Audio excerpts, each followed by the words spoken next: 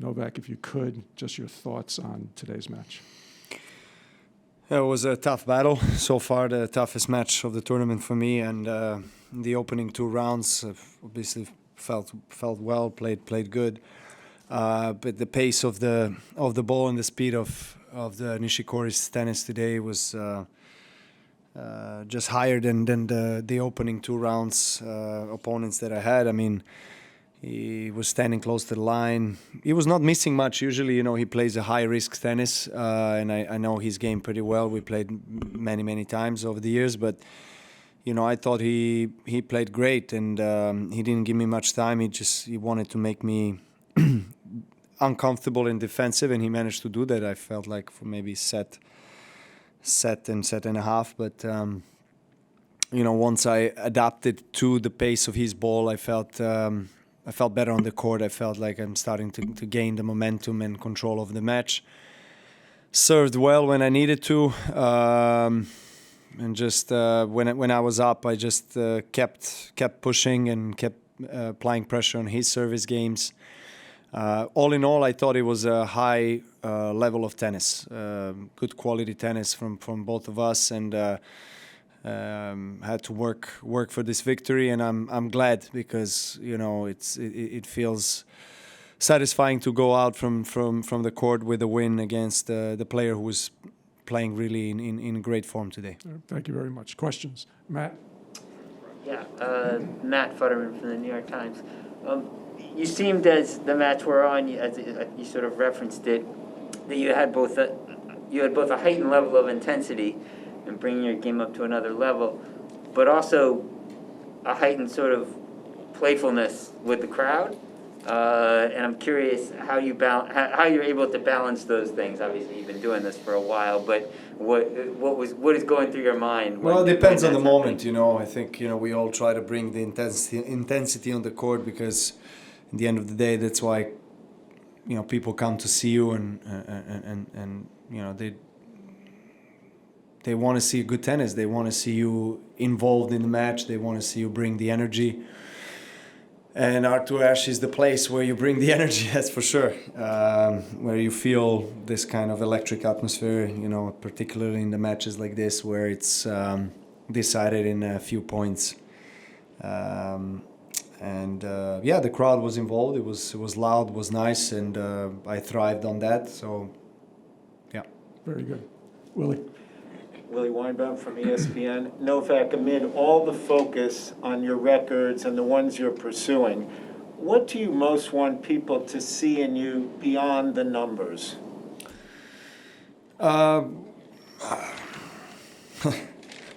It's a question that it's a good question, but I don't think we have enough time. I like to get philosophical in this kind of answers, but I would like. I would like people, particularly my peers, the fellow tennis players, both men's and women's side, to remember me as someone that, first of all, left his heart out on the court and has inspired maybe, players to get better and to improve and to believe in themselves more. I'm very passionate about children and early childhood education. So that's my foundation is really focused on that in the last 15 years. So that's something I would like to be remembered for, of course, and also someone that really tries to live up to the true values of life. Respecting and being grateful and appreciating the moment and appreciating the fact that I'm playing the sport that I truly love and I'm very successful in it. So not many. Probably people around the world could say that maybe they are best in the world in what they love to do. So I try to not take anything for granted, and sometimes it's difficult to take a step back and observe things from a different perspective. Once you're in the in the game, you are touring, you're traveling, you're non-stop. What's the next challenge? What's the next tournament you have to win, and what's the next goal to achieve? So it's really hard to comprehend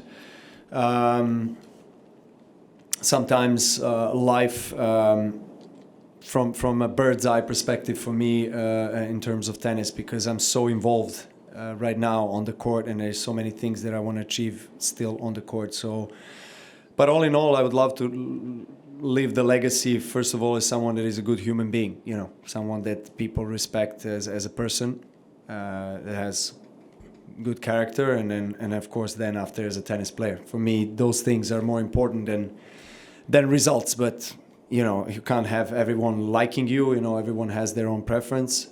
But you know, I don't know what exactly was the question referring to, whether it was on and off the court or combining. But yeah, this is how I see it. Okay. Thanks. Howard? Novak, Howard Fenrich with the AP. Going back a little bit to the earlier question, we did see more emotion from you today. I'm wondering how, for you, does that connect with how you're playing, and maybe which comes first? Well, Emotion or well, I you know, I don't plan to, to have those kind of emotional moments on the court, whether good or bad. You know, it just happens in the heat of the battle, when you feel like the moment is very important, and you just want to get those things out of yourselves, out of your system, and try to, I guess, ride on that energy wave that you create with whether it's with yourself, whether it's with the crowd. It just really depends. So it just depends on the moment. Okay. Peter? Peter Bodo, tennis.com. Novak, you visited Forest Hills apparently a couple days ago. Could you tell us more about that visit? Yeah. What did you do? Did you have lunch there? What were your feelings? Well, I went to shoot something for one of my sponsors, and I was very glad that they picked Forest Hills Tennis Club as a location.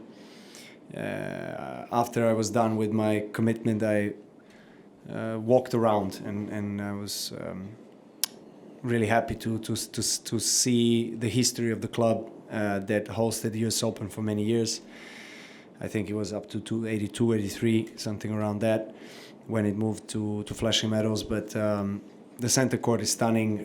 They use it now for concerts and different events, but you know, they have, I was amazed with the amount of courts. I think 37, almost 40 courts with 3-4 different surfaces. Great, really. Members club, it was nice. You know, there's a lot of people out there playing. They have the All England Club white uniform only rule to be on the court, which was nice when you're playing on the grass court. Yeah, I'm, you know, I respect history of this sport very, very much. So for me, it was a thrilling experience. Okay. Bill, last question in the room. Bill Simons, Inside Tennis. In life, sometimes things come through when you don't expect it, and vice versa. In your quest for the slam, what Grand Slam did you achieve? What major victory did you achieve that most surprised you? And was there the flip of that? Was there one that you thought you should have won that you did not?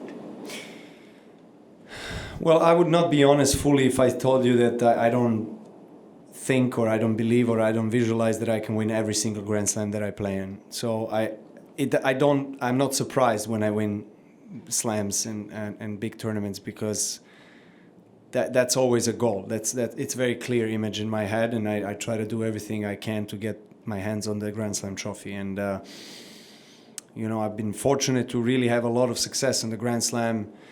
You know, 20 wins, but also a lot of finals and semifinals, and I've been consistent on all slams, really. It's tough to pick one, which is probably my favorite. When I was a child growing up in Serbia, Wimbledon was always the dream tournament that inspired me to take a tennis racket in my hands. But you know, probably the greatest Grand Slam career satisfaction I had is when I won 4 in a row. You know, and back in 2016, when I crowned it with the first Roland Garros trophy. And Roland Garros has, even though I grew up on clay, playing on clay, but I feel like Roland Garros has always been probably the Mount Everest for me. You know, out of all 4 slams, that's the toughest for me to win. and both 2016 and this year's win on French Open, feel kind of similar, and I felt that if I win a Roland Garros in that year, I have a good chance to maybe do it all in 4 same year, calendar slam. And after I won Paris this year, I felt like, okay, I like my chances on grass. I won 2 Wimbledons in a row. Approaching Wimbledon, I feel like I've improved over the years on grass, and it did not seem impossible anymore, to go for all 4 in a row in the same year. So here I am. I'm in a good position to do that. Still in the tournament, but we got to take one match at a time.